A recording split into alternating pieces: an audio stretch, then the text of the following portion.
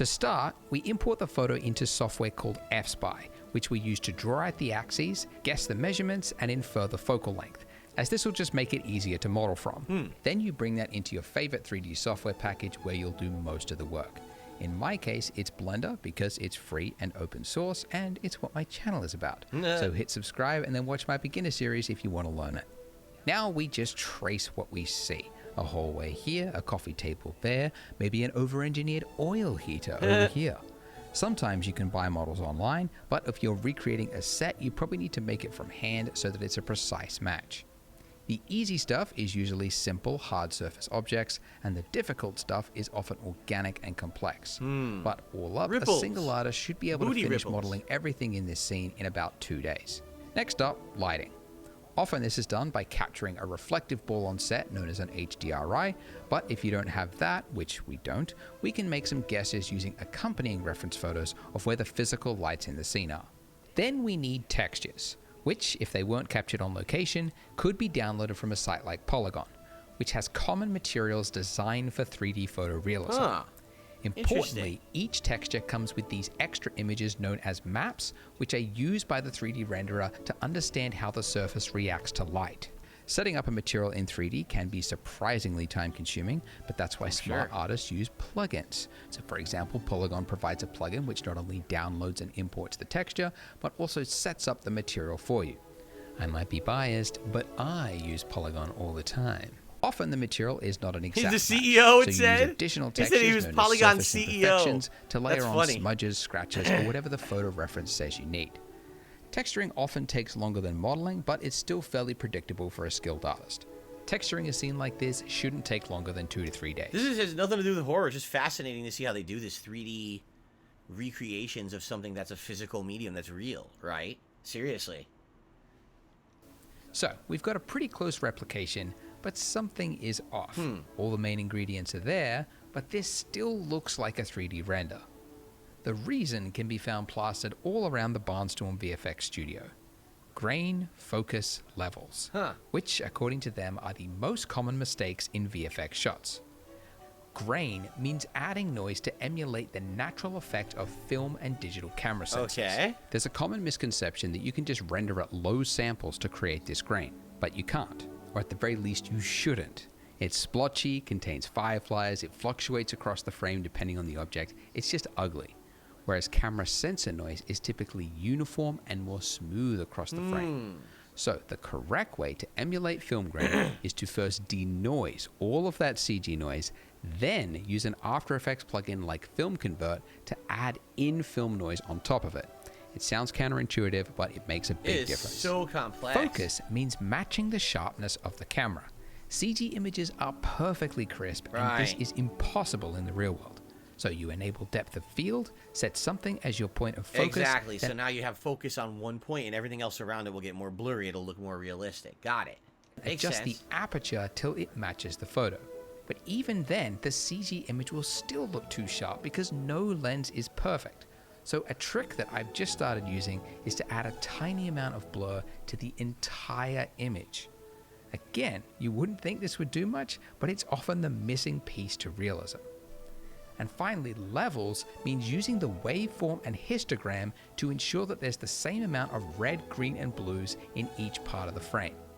Now, without a color-calibrated reference to begin with, we have one hand tied behind our back because it's impossible for us to know if the wall has a warm color to it, or if it's the light, or even the color grade.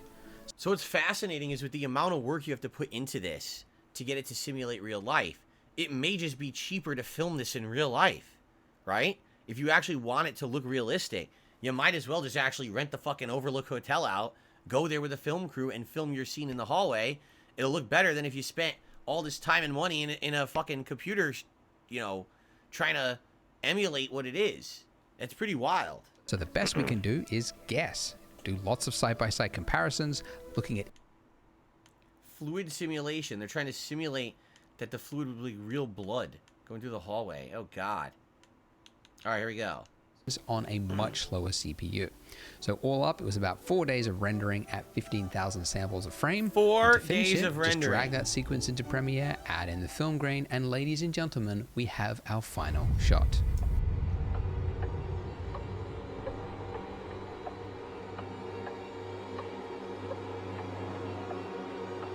The blood actually looks real. The chairs do not. The chairs look fake.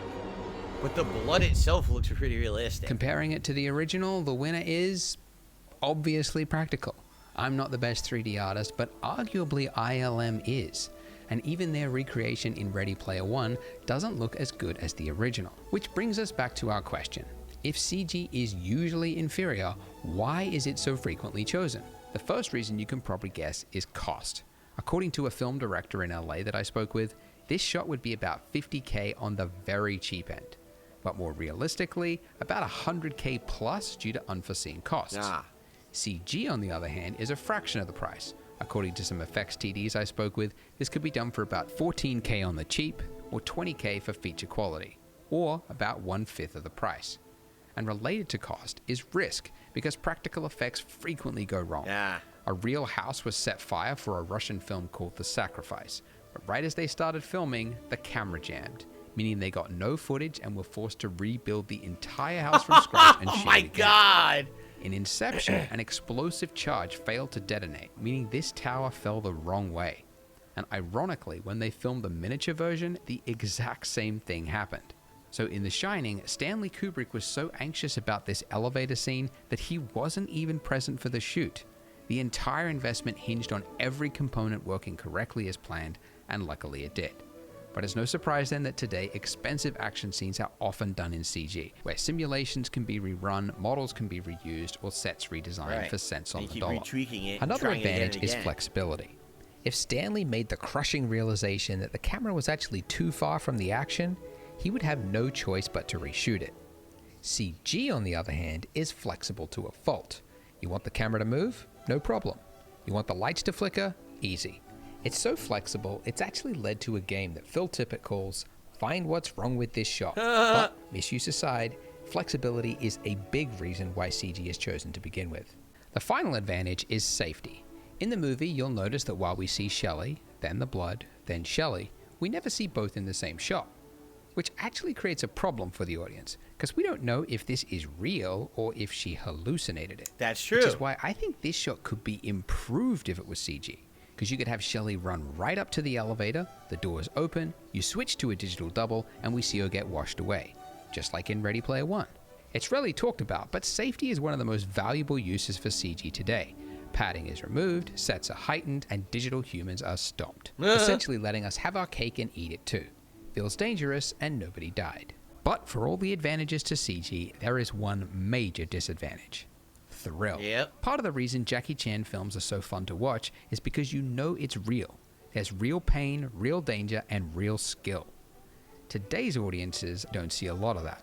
They know that if there's a slight risk of an accident, or it's too difficult, or it's cheaper, then it'll probably just be shot on green screen. That just looked. Oh my so God, that looked awful. This scene from that was Shang-Chi. That movie looked terrible. Do you see how bad that visual effect was? It was so insanely fake. It looked nothing realistic at all about that shot. Oh my God. All right, that was fascinating. I actually really liked that video. Thank you whoever submitted it. That was a good variety video for us here. Okay.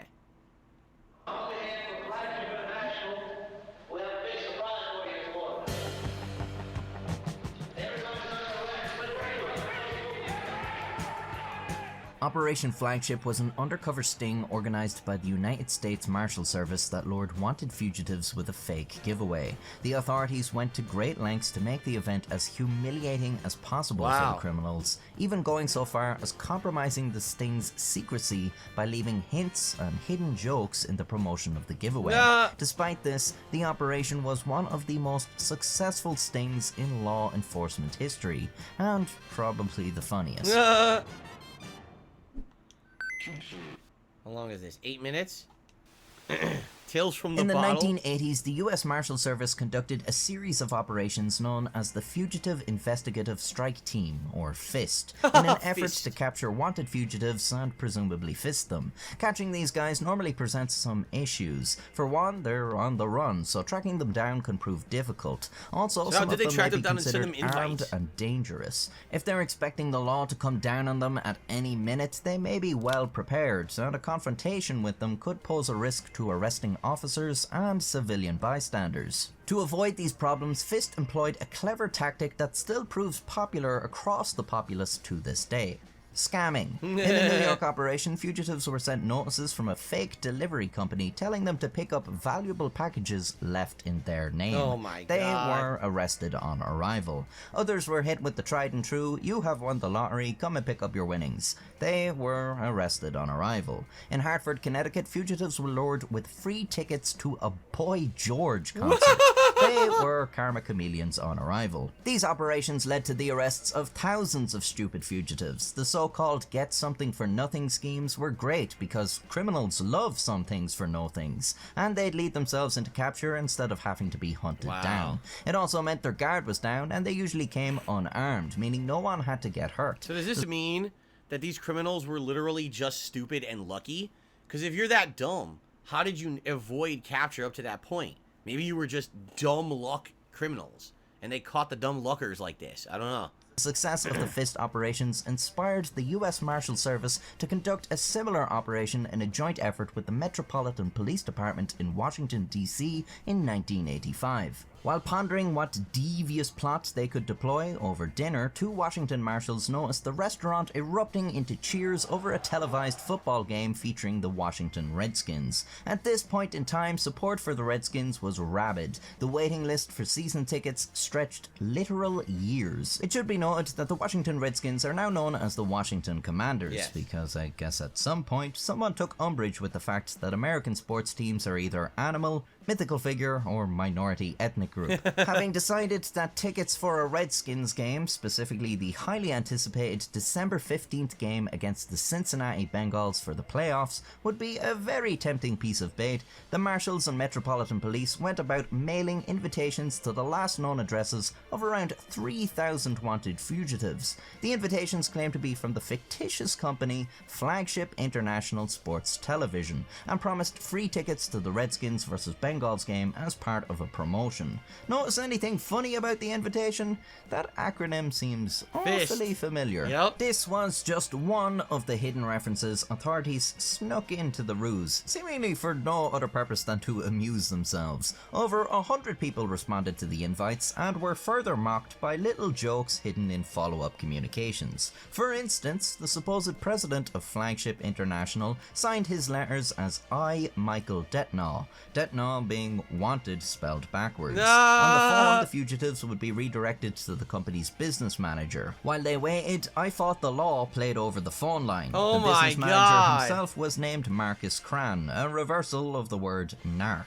The fugitives were oblivious to these hints, as was the lawyer representing the local broadcaster for the Redskins and Bengals game, who issued a cease and desist order to Flagship International because the company didn't have a license to operate in the district. This was the end of the plan, and everything fell apart. No, I'm just kidding. The police don't let a thing like the law get in the way of enforcing the law. And so, on the 15th of December, they arrived at the Washington Convention Center early in the morning to set up a reception party for the ticket winners. The center was decorated with banners and balloons, and undercover police posed as janitors, hosts, stewards, valets, and even mascots. It might look silly, but they were all secretly armed beneath the Oh my costumes, God. meaning someone was They're such liable to get suckers. shot by the San Diego Chicken. The invitation specified that the event would begin at 9 a.m., but some people were so excited they arrived an hour earlier. Let me tell you, these were some happy campers. These people were overjoyed about this whole thing, not fully understanding what this whole thing was. Here's a big biker fella trying to give one of the cheerleaders a kiss. God loves a trier. Of course, these cheerleaders were undercover cops and were tasked with discreetly frisking the attendees for weapons under the guise of physical affection. Recognizing the danger in trying to arrest a crowd of over 100 fugitives in one fell swoop, the authorities decided to call groups of 10 to 20 of them at a time into a separate room to listen to a few remarks from the host before being awarded their tickets. Of course, there were no tickets, and when the host uttered the signal word surprise, 25 members of the Special Operations Group stormed the auditorium in tactical gear, surrounded the fugitives, and hauled them off in buses waiting outside before the next group was called in. This fella doesn't look like he's in the mood for kisses anymore. Oh my God. A total of 101 fugitives were arrested in the operation,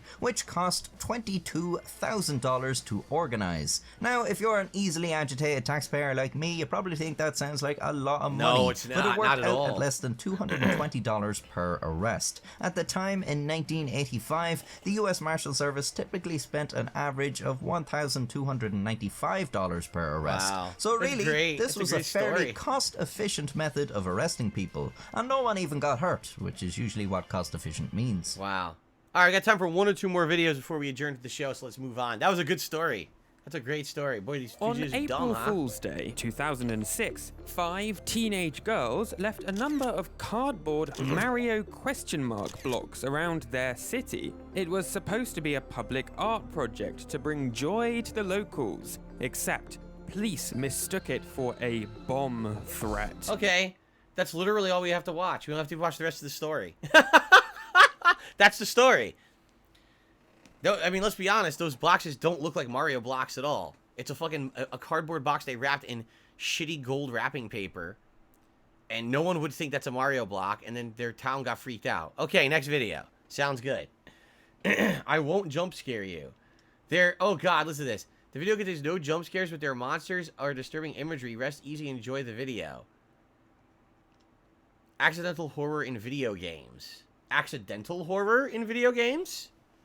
Anybody who's spent any amount of time on this channel probably knows I am a massive fan of horror games. Unlike other versions of horror... He has the voice for it. Holy shit, look at this guy's voice.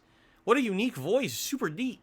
media, horror games are specifically handcrafted by the developers to put you into the shoes of a protagonist and explore this world they've created. I can't see anything. Typically, this means every single person will have a very similar experience. After all, the game developers made this game with the full intentions of it scaring people. However, that's not always the case. Nah. There are a handful of instances in video games where our experience was handcrafted for entirely different purposes other than scaring you, the viewer. This can come from monsters that were crafted for entirely different purposes other than scaring you or the atmosphere of the game. And today, that's what I want to talk about. I want to talk about niche instances of horror in games Look at that where thing. otherwise was Do-do-do-do. fine. Small nuggets of terrifying details or imagery which can unsettle or unnerve or even full-on scare the players. I find these experiences to be the most interesting because unlike Well, here's a modern game that's not horror scary at games all. where Five there is Nights an at Freddy's, intended so goal this and one beast to fits scare you, perfectly, but actually. instead the horror comes from different elements which change from area to area. Sometimes these things simply exist in an otherwise occupied world, or they can be embraced by the game developers and create an entirely new horror. Okay, can we get to it now?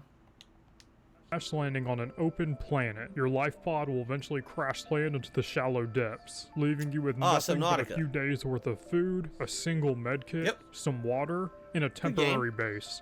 From there, everything else is up Gets to boring you. later, From but here, pretty it's good at important to mention first. that you're not alone on this planet. And why would you be? It's a huge empty ocean. There's tons and tons of fish, jellyfish, sharks, eels, crabs, you name it, it's probably here. This life form is very, very diverse, and countless of animals call this planet home. However, considering yourself to be the only predator on this planet is a fatal error. Allow me to weave you a tale. You've been stuck on this planet for 110 days. Through scavenging resources from your crash ship, you've been able to build yourself a very nice base, eventually climbing up the tech tree to the point where you can build powerful artillery, including a giant submarine or even a sea moth, which will allow you to glide through the ocean floor easily. At the end of what has been a very long day, you decide you would like to finish one final project. You rummage through your drawers, realizing that you could potentially make an upgrade for your newly crafted prawn suit, only to realize you lack the raw materials to create this piece of armament. However, throughout the past 100 days, you remember seeing a floating island. And on this island, you remember finding some very valuable materials that can make this suit for you. And though the sun has begun to set, you decide, screw it, I'm gonna go get this final piece and finish my tenure. And thus, you hop in your sea moth and swim throughout the ocean, always peeking up to the surface to watch as the sun sets. By the time you arrive at the floating island, you park your sea moth around the corner, knowing well that when you're done, you can simply jump off of the ledge right next to your sea moth and make your Interesting. escape. I never did After doing this. a little bit of digging, you find the rare materials you were looking for, and you decide it's time to leave. You jump off of the side of the mountain, landing directly in the water as you predicted before hopping in your sea moth. By this point, It's completely dark. What small bit of the surface of the ocean was made visible by the daylight is now a pitch black void. Only a small bit of illumination comes a few feet in front of you in the form of your vessel's lanterns. Thus, you turn around and... Hello.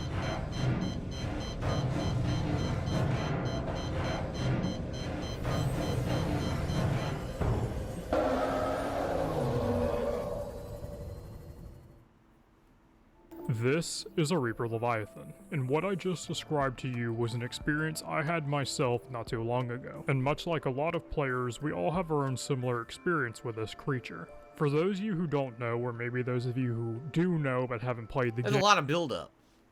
Okay, what's next? Nah, I don't care about Minecraft. We already know about Minecraft. I played it. What's this? Content at all on the internet. You've probably seen footage of this game. Yet still, it hasn't achieved the same level of virality as things like Minecraft, so I will still explain it, but briefly. Put simply, Gary's Mod is a sandbox Gary's Mod. It's I never an paid any open source attention to sandbox this. game that allows the player to create and form many different islands, experiences, places, things, or just I know explore. that Gary's Mod It got was very, very created popular using in the the same engine PC as the community, old but I never played Half-Life it. games and Team Fortress 2, and that's just about all you need to know. That's the crux of the game. Much like the games I've mentioned earlier, it's a single-player game where your only objective is to go in and make something. However, there's something about the game that just feels wrong. Much like Minecraft, you have an overwhelming sense of familiarity. Though, this familiarity doesn't come from nostalgia, this familiarity comes from something completely different. You see, Gary's Mod is a very community-focused game. After all, what are you doing in Gary's Mod if not building something for the community or playing with people in your community? So, there's a completely different sensation should you log in and play by yourself. There's just something about the source engine the game was made on that makes it feel like someone or something is watching you, ranging from the sounds of footsteps following you as you progress, or the occasional feeling that you're being watched. It doesn't help that a lot of the maps and places of the game have been created for community interaction, so when you're the only person there, you can't help but feel as though you shouldn't be here. And as I said earlier, this is a very community-driven game, so a lot of these places have synonymous memories with playing with your friends or watching other people play. So being here by yourself, alone, with the feeling that you're being watched is one of the most unsettling things in video games. But unlike Minecraft, this game can take it a step further. You see, the map was created to have many Easter eggs, and as it would turn out, there's entire rooms dedicated to doing nothing but creeping out the player. Of course, they were never created with the intention of creeping out players already disturbed, they were just funny Easter eggs. But you can't tell me that when you're playing in this world alone, by yourself, feeling like you're being watched, that the addition of a long, dark hallway is something that seems inviting to you. Match that up with the countless community servers, which now are completely empty and lack any form of player base, and you have yourself a recipe for some beautiful liminality, which is a lot like what I mentioned earlier. But once again, don't take my word for it. Go play the game, open up a map, and just explore for a little bit, and we'll see how things feel for you. That's it? That's it. Accidental horror. That makes sense. I knew about that because, well, Cypress says it was popular in the late 2000s. It's creepy to see all the dead maps these days. It's a mod of Half-Life, correct? You know, Half-Life had so many mods on PC that were popular over the years for various different reasons. And yeah, I would say if this was a huge popular modding thing at one point, and basically then all of a sudden it fell out of popularity and no one uses it anymore, and it's just a bunch of dead content, I could see why that's creepy, but I don't understand what's so scary about what he just said. That doesn't make sense. The only time, I know this is going to be stupid because this is really the only thing I can add to it because I never played Gary's Mod. So here's literally my one interaction with Gary's Mod. You ready for this? This will end the show for the week. So over a decade ago, I was a popular YouTuber, very popular gaming YouTuber, and I was kind of a hot commodity for a while, where people liked my content, they wanted to have me at conventions and shows, they wanted to interview me, you know, because I was one of the biggest gaming YouTubers of the time. Everyone knew Darkside Phil on YouTube at one point, okay? And at one point, I started attending gaming conventions, and I attended MAGFest. I attended Too Many Games. I attended New York Comic Con. I attended a bunch. And at some of these conventions, I had panels and the like. And basically, one year I went to this MAGFest event.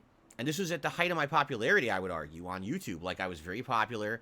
And I ended up being so popular, they allowed me to have a panel for my fans. They allowed me to have a vendor place in the vendor area where I could sell, like, merch and things related to my content and things like that. And it was very successful. Like, our panel was packed to the brim with attendees. It was full. The room was full of fans of mine and John Rambo and all of our friends and content and everything. I'm almost positive you could still go watch the panel and everything from it. You know, this was over 10 years ago. So this is when we were advertising things like Project 7 and stuff like that, right? So fast forward to a year later. Now, again, my panel had been completely packed, sold out. You know, you're talking hundreds of people attended MAGFest with the intention of attending the panel. Like, they made a lot of money on us and everything that year, right? A year later, and it's MAGFest again, and I was trying to get a panel again. And essentially, they weren't responding to me. And I didn't understand why, because the year before, I'd been one of their more popular kind of YouTube indie guys that had been there at the show. And what had happened was in the years of, I think it was like, I want to say it was like the years of 2012 to 2013. A lot else had changed on the internet. So basically, I was falling out of prominence on YouTube, because if This Is How You Don't Play. This Is How You Don't Play turned me, I'm not kidding, I wish this was a joke. It really isn't. I went from being one of the more prominent, well-respected, well-sought-out YouTubers for gaming to a laughingstock. People instead wanted to make fun of Darkside Phil and deride Darkside Phil than actually watch his content and do anything to do with him, you know? And other prominent YouTubers at that point, Game Grumps and guys like that, Two Best Friends Play, they have become way more prominent, and I was kind of on a decline because of this, okay? So I had, applied to be at MAGFest, and I wasn't getting responses. So I actually had to go to, like, their IRC servers and shit to try to talk to them and be like, why are you guys, like, ignoring my requests? I don't get it. Last year, I was one of the more popular guys there. We brought you hundreds of attendees. My fans want us to be there again. They're dying to see another panel with me and John and all of our stuff that we're doing and everything. And basically, they kept blowing smoke up my butt about the reasons. What's funny is, like, I remember, how does it have to do with Gary's mod? I started looking at other panels, right, that they were holding. And so eventually when I started talking to the directors of MAGFest, and they were giving me excuse after excuse, right? Oh, we just don't, this year, listen, not everyone gets into MAGFest every year. You have to understand that even just because you apply, you're not guaranteed. Even though you had a really great year last year, that doesn't guarantee you'll get in this year. And so I start pulling stuff up. I'm like, wait a minute. So then, what about Game Grumps? Why do they get a panel? What about Two Best Friends Play? Why are they getting a panel? And then I started pulling out the stuff that really made them look stupid. Like, there was an entire panel dedicated to Gary's mod in 2013. 2013. This wasn't the prominent time for Gary's mod when it was white hot popular. This was years and years and years later, after it wasn't popular anymore. What it is the directors of MAGFest were basically a good old boys club. If at the time you were seen as something prominent or friendly with the staff, or they liked you and your content, they would have you at the event. But the moment that you were no longer prominent, that was it. Even if you had a track record of history with them where you brought them business and everything, they didn't care. So basically what had happened was the year before, all right, these guys who ran MAGFest had liked my content, but in that year that This Is How You Don't Play had become popular, basically they saw me as a laughingstock. And because of that, they thought anything is better than Darkside Phil. I'm serious. So I'd like campaign for like 2-3 straight weeks, kept bugging them about it. And eventually they were going to allow me to be there at like 3 in the morning. I'm not kidding. 3 a.m. panel for Darkside Phil if he wants to have a panel for his fans. So I basically told him, no, I'm not going to waste my time on you. And, that's very disrespectful, that I, brought them business the year before, and I saw how it was now. And again, they had no valid way to justify that they had panels for other YouTubers of similar stature and prominence as me, but they got panels, but I didn't. Even though I applied before them, they got the panel and I didn't. And they had entire panels dedicated to shit like mods on fucking Gary's mod panel. Dude, it's Gary's mod. All it's going to do, people talking about their Gary's mods. That's more important than like a YouTuber who wants to bring in hundreds and hundreds of his viewers and fans to come, you know, meet me, do Q&A and everything. It was bullshit, basically. It was because these people didn't like me anymore because This Is How You Don't Play had made a joke out of me. So they didn't want to have me at their event as a panelist because they thought that, you know, people would laugh about why did you have Darkside Phil there when everyone makes fun of him on YouTube now, you see? But anyway, I just thought it was funny because, like, I didn't even know what Gary's mod was. And I started doing research into it. And I was like, I get it, but you want to talk about niche? Like, that's a niche modding community on PC. There's nothing wrong with it. But the panel that I would have brought to MAGFest would have absolutely had more attendees and more any kind of attention than a Gary's mod panel in 2013 would have. They just didn't care. It was what they liked. They liked the Game Grumps that year. They liked Two Best Friends Play. They liked Gary's mods. So everything they like is at their event, and they didn't give a shit about me and John or any of our fans or anything like that. So I told them, nah, and we never attended again, didn't give a crap, you know. That was actually the end for me because basically what I saw was, if that's the case and that's how I'm going to be treated, then that's just going to continue. So why even bother trying to get into conventions and things in the future if that's what was going to happen, you know? And it's funny because to this day, people say things like, oh, This Is How You Don't Play is not why people don't like you. No, it is. That was the beginning. That whole This Is How You Don't Play, even if it wasn't intended to be malicious or destroy a career or anything like that, that's literally exactly what it did. It was 100% what destroyed my reputation. Instead of people laughing at me, instead of people laughing with me, they were now laughing at me. It was more fun to deride Phil and make him embarrass Phil and make him look stupid or old or bad than to actually enjoy his content anymore.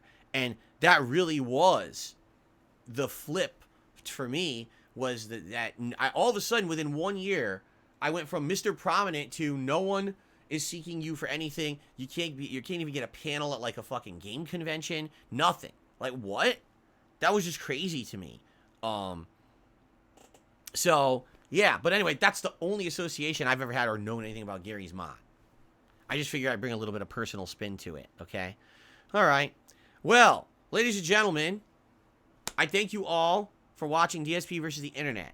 Next week, we're done with horror and we move on to the holiday season. I'm excited to see what people want me to watch in regards to Thanksgiving and Black Friday and shopping and Christmas and all this kind of stuff that we're probably going to be doing over the next 1 to 2 months. So thank you all. I'm sorry that this week's episode was so late and that the Halloween horror stuff was a week late, but next week we get back on track. All right, everyone, and thank you so very much to everyone who supports this channel. I'll see you all next week for another episode of DSP versus the Internet. Peace out.